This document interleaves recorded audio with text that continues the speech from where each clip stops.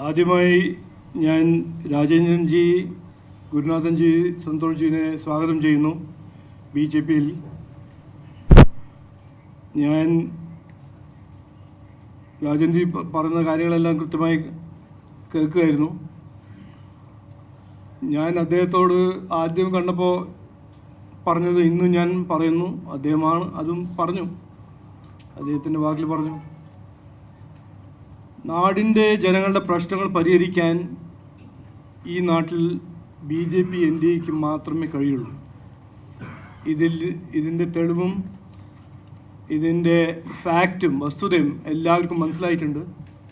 എത്രയോ കാലമായി ഇവിടെ CPM-ഉം കോൺഗ്രസ് ഭരിച്ച ഈ നാട്ടിൽ ഇന്നും മൂന്നാറാണോ ഇടുക്കിയാണോ എത്ര സ്ഥലത്ത് ഇന്നും ജനങ്ങൾ അവരുടെ പ്രശ്നങ്ങൾ പരിഹരിക്കാണ്ട് ജീവിക്കുന്നു.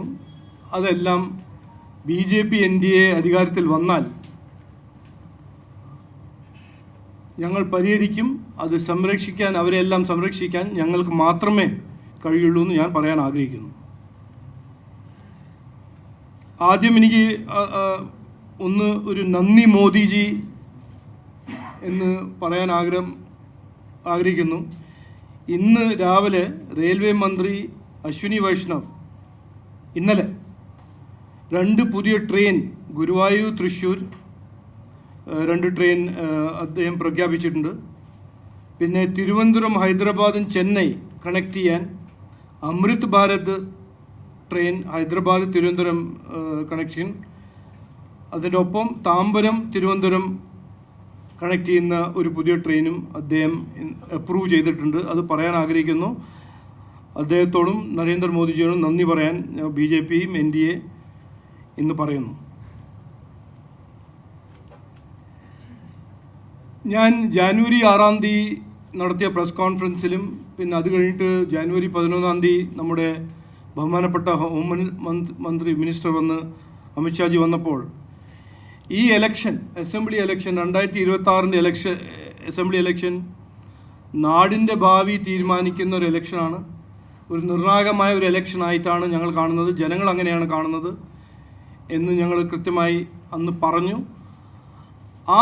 ഈ അടുത്ത 90 ദിവസം ഞങ്ങൾ പറയാൻ പോകുന്നതും ഞങ്ങളൊരു കാഴ്ചപ്പാട് വികസനം, വികസിത കേരളം, വിശ്വാസ സംരക്ഷണം,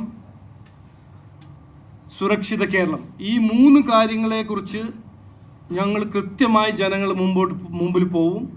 ഇതിനെ കുറിച്ച് ചർച്ച നടത്തും.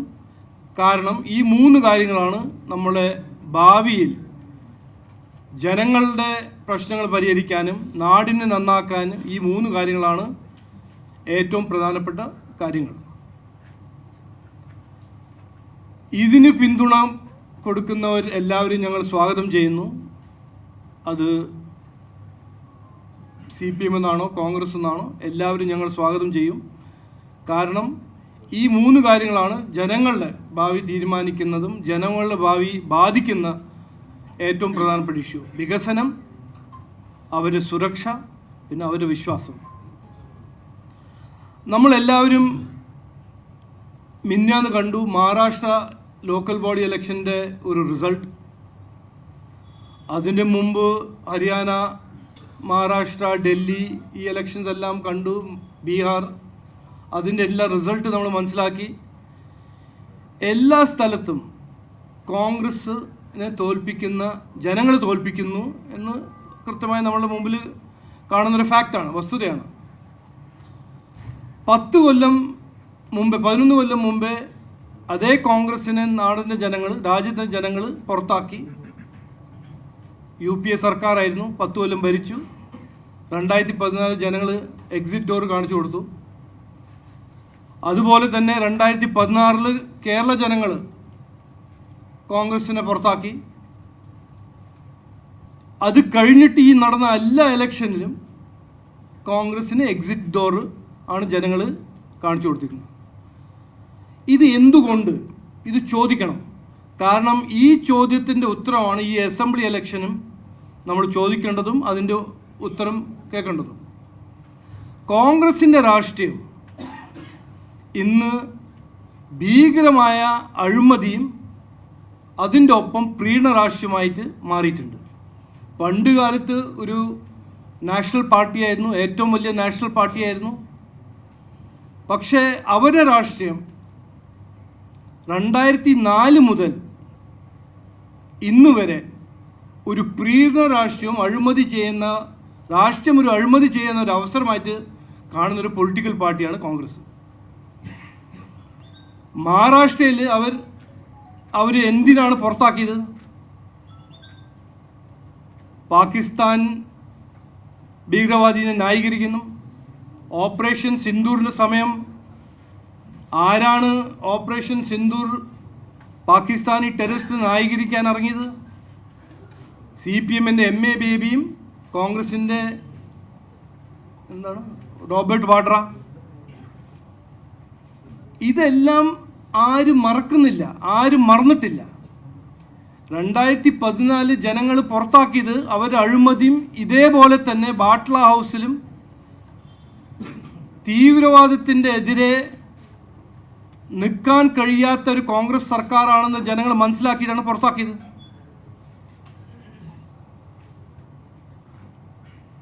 Haryana, Bihar, Maharashtra local body election എല്ലാം അവർ ഇതേ ഒരു പ്രീണ രാഷ്ട്രീയം മുമ്പോട്ട് വയ്ക്കുമ്പോൾ ജനങ്ങൾ അവർ റിജക്റ്റ് ചെയ്യുന്നു. ഈ അസംബ്ലി ഇലക്ഷൻ ഞാൻ ഇന്ന് സംസാരിക്കാൻ ആഗ്രഹിക്കുന്നത് കോൺഗ്രസ് പാർട്ടീൻ്റെ ജമാഅത്ത് രാഷ്ട്രീയത്തിനെ കുറിച്ച് സംസാരിക്കാൻ ആഗ്രഹിക്കുന്നു. ഈ നാട് കഴിഞ്ഞ 15 കൊല്ലമായിട്ട് പിന്നോട്ട് പോകുന്നു. വികസനത്തിൻ്റെ ഡിപ്പാർട്ട്മെൻറ്റിൽ പിന്നോട്ട് പോകുന്നു. ഇന്ന് ഏറ്റവും കൂടുതൽ വിലക്കയറ്റമുള്ള ഒരു നാടാണ്. തൊഴിലില്ലായ്മ ഏറ്റവും കൂടുതലാണ് നമ്മുടെ നാട്ടിൽ. ഇതിനെല്ലാം കൊണ്ടുവരേണ്ടത് നിക്ഷേപമാണ്, ഇക്കണോമിക് ആക്ടിവിറ്റി ക്രിയേറ്റ് ചെയ്യണം. പക്ഷേ ഇതിനെക്കുറിച്ച് കോൺഗ്രസ്സിന് പറയാനോ CPM-ന് പറയാനൊന്നുമില്ല. 10 കൊല്ലം ഭരിച്ചു, നാടിനെ നശിപ്പിച്ചു. പക്ഷെ ഇന്നും കോൺഗ്രസ് ആണോ, ഇന്ത്യൻ യൂണിയൻ മുസ്ലിം ലീഗാണോ, ഇന്ത്യൻ മുസ്ലിം ലീഗിൻ്റെ അന്തർധാരയുള്ള ജമാഅത്താണോ വികസനത്തിനെ കുറിച്ചോ ജനങ്ങളുടെ പ്രശ്നങ്ങൾ പരിഹരിക്കുന്നതിനെ കുറിച്ചോ ഒന്നും സംസാരിക്കുന്നില്ല. അവർക്ക് വേണ്ടത് എന്താണ്? എങ്ങനെയെങ്കിലും പൊളിറ്റിക്കൽ പവർ പിടിക്കണം. അതിൻ്റെ ഫലം എന്തായിരിക്കും, അതിൻ്റെ അപകട രാഷ്ട്രീയം, അതിൻ്റെ അപകടം എന്തായിരിക്കും, അതിനെക്കുറിച്ച് അവർക്ക് ആർക്കും ഒരു ചിന്തയില്ല. ഞാൻ ഇന്ന് പറയാൻ ആഗ്രഹിക്കുന്നത് ഇതാണ്: ജമാഅത്തിനെ ഈ നാട്ടിൻ്റെ രാഷ്ട്രീയത്തിൽ മെയിൻ സ്ട്രീമിൽ കൊണ്ടുവരാൻ ശ്രമിക്കുന്ന കോൺഗ്രസ് പാർട്ടിയും ഇതുവരെ ജമാഅത്തിൻ്റെ ഒപ്പം രാഷ്ട്രീയം ചെയ്ത CPM-നും ഈ ഇലക്ഷനിൽ ജനങ്ങൾ പിന്തുണ കൊടുക്കരുത് ആണ് ഞങ്ങളുടെ ഒരു അഭ്യർത്ഥന. നാട് മുമ്പോട്ട് പോകണം. നമ്മളെ നാട്ടിൽ നിക്ഷേപം വരണം, വികസനം വരണം, നമ്മുടെ കുട്ടികൾക്ക് തൊഴിലവസരങ്ങൾ കിട്ടണം, ഓൺട്രപ്രണർഷിപ്പ്, സ്റ്റാർട്ടപ്സ്, ടെക്നോളജി മേഖലയിൽ നേട്ടം, ഇതെല്ലാം നമ്മൾ സൃഷ്ടിക്കണം. പക്ഷേ ജമാഅത്ത് പോലെ ഒരു തീവ്രവാദ സംഘടനയെ മെയിൻ സ്ട്രീം പോളിറ്റിക്സിൽ കൊണ്ടുവന്നാൽ ഇതൊന്നും നടക്കില്ല. കഴിഞ്ഞ 20 കൊല്ലം എൻ്റെ അടുത്ത് ഇത് ഫാക്റ്റും ഫിഗറുണ്ട്. ഇവിടുത്തെ മെജോറിറ്റി ഹിന്ദു സമുദായത്തിൻ്റെ സ്ഥിതി എവിടുന്ന് എങ്ങോട്ട് പോയി, ഇതിനെക്കുറിച്ച് ചർച്ച ചെയ്യണം. ഇത് ഞാൻ പറയുമ്പോൾ എന്നെ വർഗീയവാദി വിളിക്കാൻ അറിഞ്ഞരുതേ. ഇതെല്ലാം വസ്തുതയാണ് ഞാൻ പറയുന്നത്. ഈ നാട്ടിൽ ഏറ്റവും കൂടുതൽ ദാരിദ്ര്യം പാവമായ സമുദായമാണ് ഹിന്ദു. അതിൻ്റെ ഫാക്റ്റ് ഉണ്ട്. ഏറ്റവും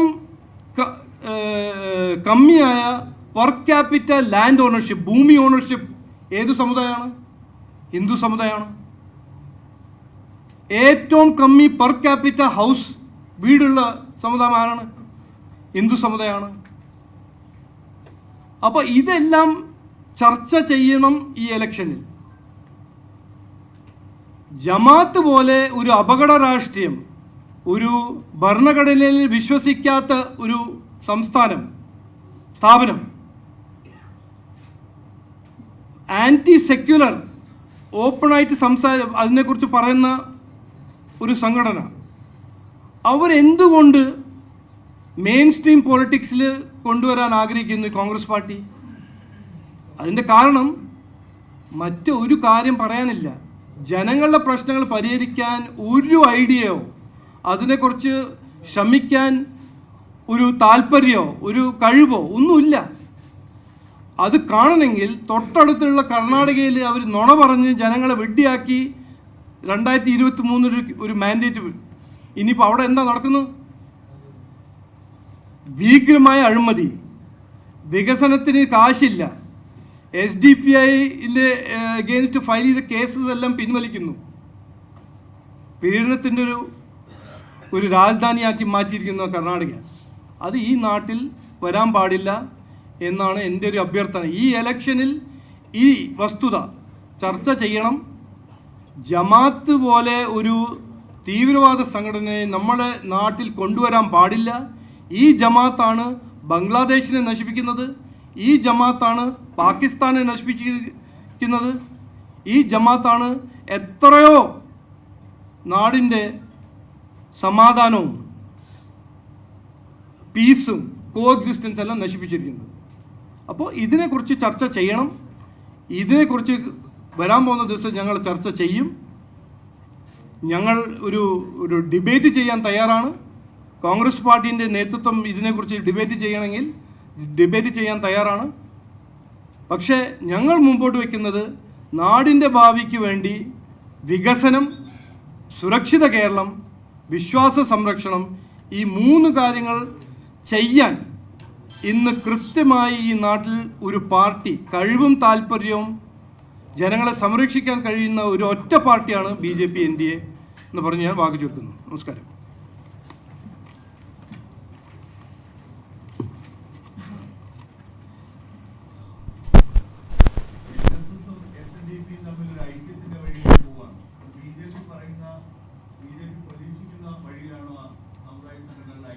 അതിനെക്കുറിച്ച് ഞാൻ അതേ TV-യിലാണ് ഞാൻ കേൾക്കുന്നത് കാണുന്നത്. ഇത് എല്ലാവരും ഐക്യം ആവശ്യമാണ്. ഈ ജമാഅത്തിൻ്റെ വളർച്ചയും ആ ഒരു ടൈപ്പ് രാഷ്ട്രീയത്തിൻ്റെ വളർച്ച നാടിന് നല്ലതല്ല, അപകടമാണ്. അപ്പോൾ എല്ലാവരും ഒറ്റക്കെട്ടായിട്ട് ആ ഒരു ഫോഴ്സിനെ തോൽപ്പിക്കണം, പരാജയപ്പെടുത്തണം എന്നാണ് ഞങ്ങളുടെ ഒരു ആഗ്രഹം. ഞാൻ പറഞ്ഞ പോലെ ഇതിൽ എനിക്ക് പറയാൻ ഒരു സംശയമില്ല, ഒരു ഡൗട്ടുമില്ല. ഞാൻ എല്ലാ റെസ്പോൺസിബിലിറ്റി പറയുന്നു. ഈ നാടിൻ്റെ ഭാവിയും ജനങ്ങളുടെ പ്രശ്നങ്ങൾ പരിഹരിക്കാൻ ഈ നാട്ടിൽ ഒരൊറ്റ പാർട്ടിക്ക് കഴിവുള്ളൂ, താല്പര്യമുള്ളൂ. അത് BJP NDA. ജനങ്ങളെ സംരക്ഷിക്കാൻ, ഇങ്ങനത്തെ ഫോഴ്സസിൻ്റെ സംരക്ഷിക്കാൻ BJPക്ക് NDAക്ക് മാത്രമേ കഴിയുള്ളൂ ഞാൻ പറയാൻ ആഗ്രഹിക്കുന്നു.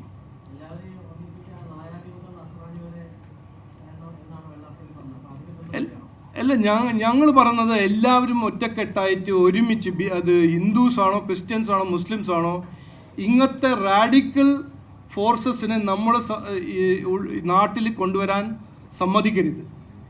നമ്മുടെ രാഷ്ട്രത്തിന് ഇവരെല്ലാം പിടിച്ചു കഴിഞ്ഞാൽ പിന്നെ അതിന് റിവേഴ്സ് ഗിയറിന്, അതിന് U-ടേണിന് ഒരു മാർഗം ഉണ്ടാവില്ല. ഇതിൻ്റെ എത്ര ഉദാഹരണം നമ്മൾ ചുറ്റുണ്ട്. ബംഗ്ലാദേശിൽ നോക്കൂ, പാകിസ്ഥാൻ നോക്കൂ, മിഡിൽ ഈസ്റ്റിൽ നോക്കൂ. ഇതെല്ലാം നമ്മൾ ചെയ്തു പഠിക്കേണ്ടതല്ല. ഇത് അവർ ചെയ്തു, അവിടുന്ന് പഠിച്ച് നമ്മൾ മനസ്സിലാക്കേണ്ടതാണ്.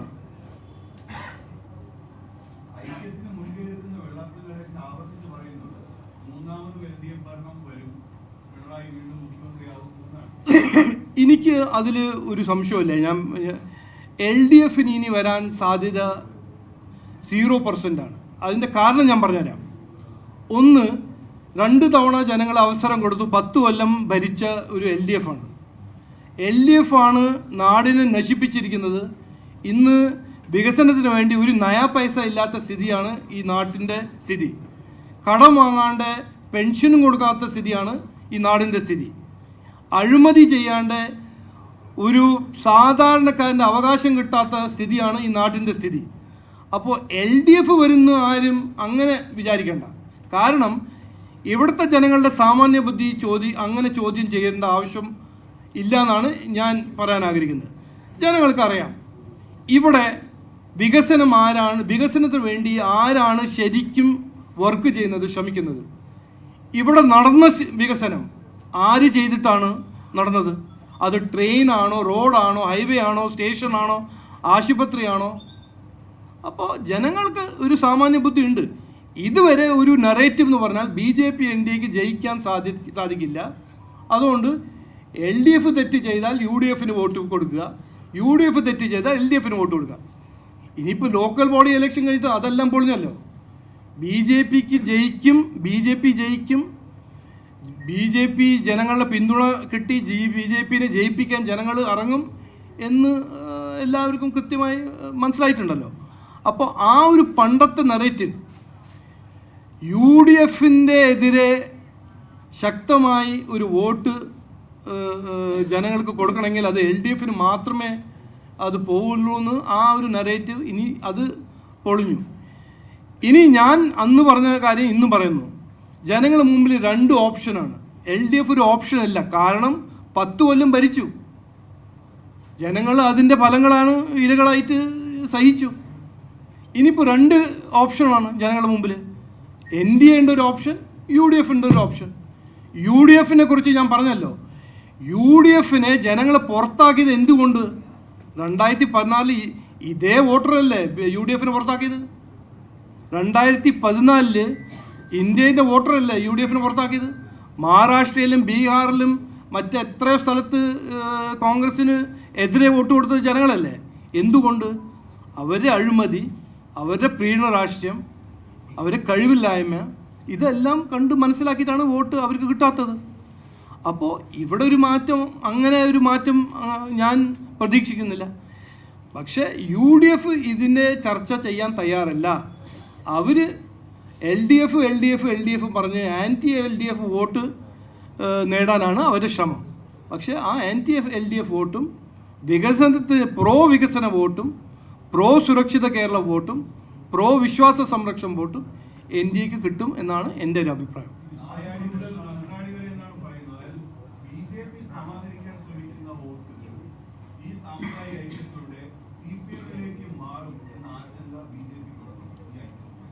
അല്ല, അങ്ങനെ ആശങ്കയൊന്നുമില്ലല്ലോ. അത് ഞങ്ങളുടെ വർക്ക് ഞങ്ങൾ ചെയ്യും, ഞങ്ങൾ പറയേണ്ട കാര്യങ്ങൾ ഞങ്ങൾ ചെയ്യും, ജനങ്ങൾ തീരുമാനിക്കും. പക്ഷേ ജനങ്ങളുടെ സാമാന്യ ബുദ്ധി ഞാൻ ചോദിക്കുന്ന ആളല്ല. ജനങ്ങളുടെ സാമാന്യ ബുദ്ധി ഞാൻ ബഹുമാനിക്കുന്ന ആളാണ്. അവർക്ക് ഒരു പുതിയ കേരളം വേണം, അവർക്ക് ഒരു നല്ല ഭാവി വേണം. ഈ കഴിഞ്ഞ 30 കൊല്ലമായിട്ട് LDF UDF ഒരു പിങ് പോങ് രാഷ്ട്രീയമല്ല അവർക്ക് വേണ്ടത്. ഒരു മാറ്റം അവർ ആഗ്രഹിക്കുന്നു അന്നാണ് എനിക്ക് കിട്ടുന്ന ഫീഡ്ബാക്ക്.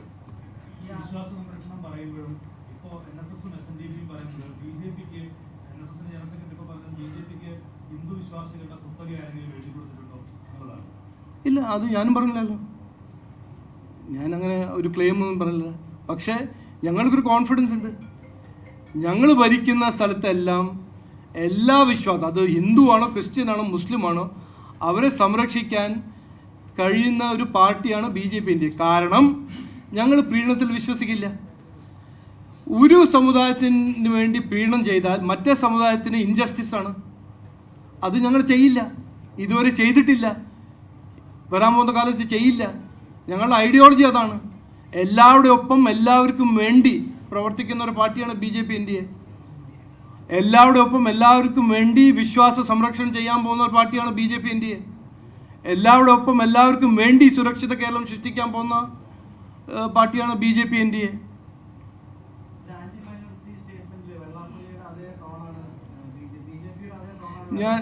അതാണ് ഞാൻ പറഞ്ഞത്. ഞാൻ വസ്തുത പറയുമ്പോൾ ഞാൻ ആൻറ്റി മൈനോറിറ്റി ആണെന്ന് പറയാൻ പാടില്ല. അല്ല, അത് അവരെന്ത് വേറെ എന്താ പറയാൻ പോകുന്നത്? അവർക്ക് വേറെ ഒന്നും പറയാനുണ്ടോ? ഇത് 30 കൊല്ലമായിട്ട് ഇതേ ഒരു സ്റ്റക്ക് റെക്കോർഡല്ലേ. ഞങ്ങൾ ആൻറ്റി മൈനോറിറ്റിയാണ്, ഞങ്ങൾ വർഗീയവാദിയാണ്. 11 കൊല്ലം ഭരിച്ച NDA സർക്കാരല്ലേ നരേന്ദ്രമോദിജി. ഏതെങ്കിലും മൈനോറിറ്റിൻ്റെ എതിരെ എന്തെങ്കിലും ചെയ്തിട്ടുണ്ടോ? ഇതെല്ലാം ഓരോന്നും ഉണ്ടാക്കി പറയാം. ഞാൻ ചാലഞ്ച് ചെയ്യുന്നു, അങ്ങനെ ഒരു ധൈര്യം ഉണ്ടെങ്കിൽ ഈ വികസനത്തിനെ കുറിച്ച് ഡിബേറ്റ് ചെയ്യാൻ ഇറങ്ങും കോൺഗ്രസ്. കർണാടകയിൽ എന്താ ചെയ്തിരിക്കുന്നത് അതിനെക്കുറിച്ചൊന്ന് ചർച്ച ചെയ്യൂ.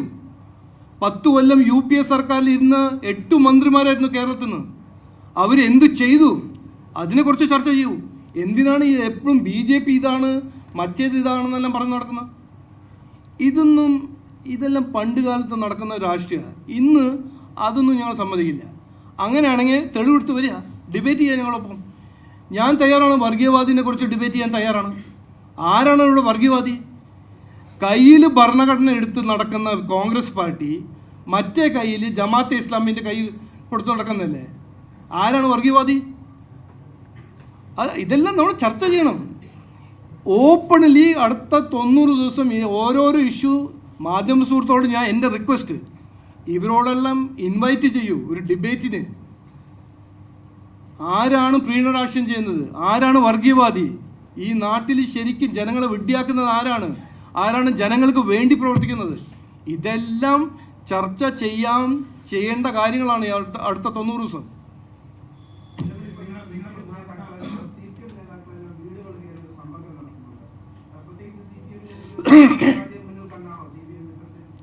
അല്ല, സമ്പർക്കം നടത്തണം. എന്താണ് സമ്പർക്കത്തിൽ പറയാൻ പോകുന്നത് എനിക്കറിയില്ല. എന്താ പറയാൻ പോകുന്നത്? ഞങ്ങൾ 10 കൊല്ലം ഭരിച്ചു, നാടിനെ നശിപ്പിച്ചു, ഇനി 5 കൊല്ലം തരണമെന്നോ? അങ്ങനെയാണെങ്കിൽ ചെയ്യട്ടെ, ഓക്കെ.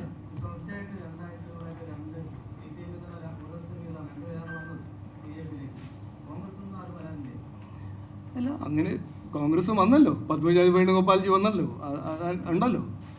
അങ്ങനെ ഞാൻ പറഞ്ഞില്ലേ, ഞങ്ങൾ കോൺഗ്രസ് CPM നോക്കിയിട്ടല്ല സ്വാഗതം ചെയ്യുന്നത്. നാടിന് വേണ്ടി, നാടിനെ നന്നാക്കാൻ ആഗ്രഹവും താല്പര്യമുള്ള ആരാണെങ്കിലും, ആത്മാർത്ഥമായി നാടിനു വേണ്ടി പ്രവർത്തിക്കാൻ തയ്യാറാണ് ആരാണെങ്കിലും, എവിടുന്നാണെങ്കിലും ഞങ്ങൾ സ്വാഗതം ചെയ്യാൻ തയ്യാറാണ്. പക്ഷെ പ്രീണം ചെയ്യാനാണെങ്കിൽ ഇവിടെ വരണ്ട. ജനങ്ങളെ വിഡ്ഢിയാക്കാൻ രാഷ്ട്രീയം ചെയ്യുകയാണെങ്കിൽ വരണ്ട. അഴിമതി ചെയ്യാനാണെങ്കിൽ ഇവിടെ വരണ്ട. അവിടെ ഇരുന്നാൽ മതി, കോൺഗ്രസ് ഇരുന്നാൽ മതി. അവിടെയാണ് അത് ഫുൾ ടൈം ജോബായിരിക്കും നിങ്ങൾക്ക്.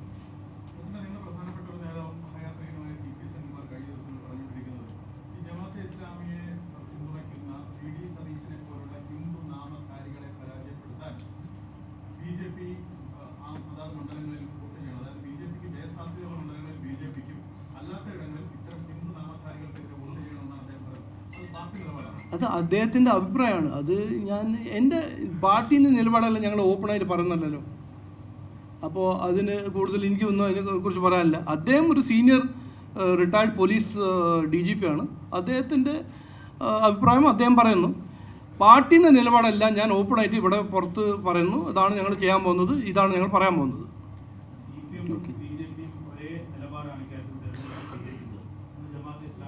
അത് അങ്ങനെ പറയണ്ട. അല്ല, അതൊരു അത് അവരുടെ ഒരു ഇതുവരെ ജമാഅത്തിൻ്റെ ഒപ്പം രാഷ്ട്രീയം ചെയ്യുന്ന ആരായിരുന്നു? CPM. ജമാഅത്ത് കൈവിട്ട് അങ്ങോട്ട് പോയപ്പോൾ CPM ഒരു ഹിന്ദു പാർട്ടി ആക്കാൻ ഒരു ശ്രമം. അതെല്ലാം അവരുടെ തന്ത്രങ്ങൾ. അതിനെക്കുറിച്ച് ഞാൻ പറയാൻ പോകുന്നില്ല. പക്ഷേ ഏറ്റവും പ്രധാനപ്പെട്ട ഇഷ്യൂ എന്ന് പറഞ്ഞാൽ CPMന് ആ പണ്ട് കാലത്ത് ഒരു ഐഡിയോളജിക്കൽ റൂട്ടിങ്ങോ പണ്ട് കാലത്ത് ജനങ്ങൾക്ക് വേണമെങ്കിൽ ജനങ്ങൾക്ക് വേണ്ടി എന്തെങ്കിലും ചെയ്യണമെന്നോ അതൊന്നും CPMൽ ഇപ്പോൾ ഇല്ല. ഇതൊരു പുതിയ CPM ആണ്. ഇതിൽ കോൺഗ്രസും CPMനും ഞാനൊരു വ്യത്യാസം കാണുന്നില്ല. ഇവിടെയുണ്ട് അഴിമതി, അവിടെയുണ്ട് അഴിമതി. ഇവിടെയുണ്ട് കുടുംബം, അവിടെയുണ്ട് കുടുംബം. ഇവിടെയുണ്ട് പ്രീണം, അവിടെയുണ്ട് പ്രീണം. അപ്പോൾ ഞാൻ രണ്ട് പാർട്ടിയും ഒന്നായിട്ടാണ് കാണുന്നത്. അവരെ ഞങ്ങൾ പാർട്ടി ഒരു പുതിയ പേര് കൊടുത്തിട്ടുണ്ട്, കുറുവ സംഘം. അവരെ കുറുവ സംഘമായിട്ട് ഞങ്ങൾ കാണുന്നു.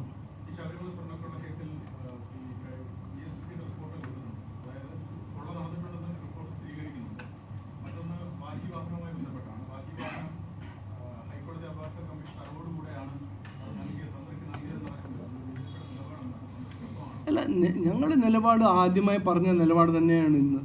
അവിടെ കൊള്ള നടന്നിട്ടുണ്ട്. ആ കൊള്ളേൻ്റെ പിന്നിൽ രാഷ്ട്രീയക്കാരുണ്ട്. ഒരു രാഷ്ട്രീയ ഗൂഢാലോചനയായിരുന്നു. ആ രാഷ്ട്രീയ സംസ്കാരം എവിടെ നിന്ന് തുടങ്ങി, ആര് തുടങ്ങി, ഒരു ഇൻഡിപെൻഡൻറ്റ് ഇൻവെസ്റ്റിഗേഷൻ വഴി മാത്രമേ നമുക്ക് കണ്ടുപിടിക്കാൻ പറ്റുള്ളൂ. ഇത് ബഹുമാനപ്പെട്ട മുഖ്യമന്ത്രി പറഞ്ഞ പോലെ വീഴ്ച ആയിരുന്നില്ല എന്ന് അന്ന് പറഞ്ഞതാണ്. ഇന്ന് അതിൻ്റെ കൃത്യമായ തെളിവ് പുറത്തു വന്നിട്ടുണ്ട്. CPM കവറപ്പ് ചെയ്യാൻ നോക്കി, അത് നടന്നില്ല, ഞങ്ങൾ സമ്മതിച്ചില്ല. ഇനിയിപ്പോൾ ഇത് ഉണ്ണികൃഷ്ണൻ പോറ്റി എന്തുകൊണ്ട് സോണിയാഗാന്ധിയിൽ വീട്ടിൽ പോയി കുത്തിയിരിക്കുന്നു, എന്തുകൊണ്ട് സോണിയാഗാന്ധിൻ്റെ കെട്ടിപ്പിടിച്ച് ഫോട്ടോ എടുക്കുന്നു, ആൻ്റണിയും ബെന്നി ബെനാനും പിന്നെ അടൂർ പ്രകാശ് എന്തുകൊണ്ട് ഉണ്ണികൃഷ്ണൻ പോറ്റീൻ്റെ സുഹൃത്തുമാണ്. അതെല്ലാം ഒരു ഇൻവെസ്റ്റിഗേഷൻ വഴി കണ്ടുപിടിക്കണം.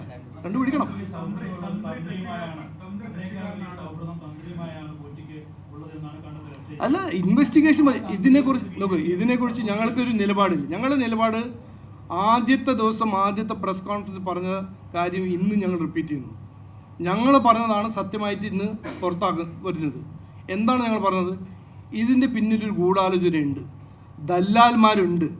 ഉണ്ണികൃഷ്ണൻ പോറ്റി ഒരു ദല്ലാലാണ്.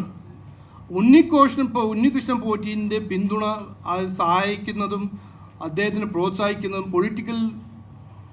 അദ്ദേഹത്തിന് പൊളിറ്റിക്കൽ സപ്പോർട്ട് കിട്ടിയെന്ന് ആരുടെ വഴിയാണ്? അതൊരു ഇൻഡിപെൻഡൻറ്റ് ഇൻവെസ്റ്റിഗേഷൻ വഴിയല്ല നമ്മൾ കണ്ടുപിടിക്കാൻ പറ്റുള്ളൂ.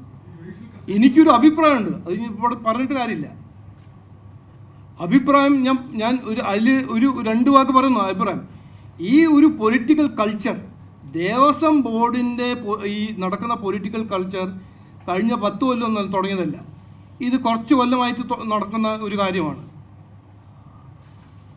അത് എവിടെ തുടങ്ങി, ആര് തുടങ്ങി, എങ്ങനെ തുടങ്ങി, അത് ഒരു ഇൻവെസ്റ്റിഗേഷൻ. ഞാൻ അതുകൊണ്ടല്ലേ BJP ആദ്യം മുതൽ പറഞ്ഞ് 30 കൊല്ലം വിജിലൻസ് റിപ്പോർട്ട് പുറത്തിറക്കണം, 30 കൊല്ലത്തിൻ്റെ ഓഡിറ്റ് നടക്കണം, എല്ലാ അമ്പലത്തിൻ്റെ ഓഡിറ്റ് നടക്കണം, ദേവസ്വം ബോർഡിൻ്റെ ഓഡിറ്റ് നടക്കണം.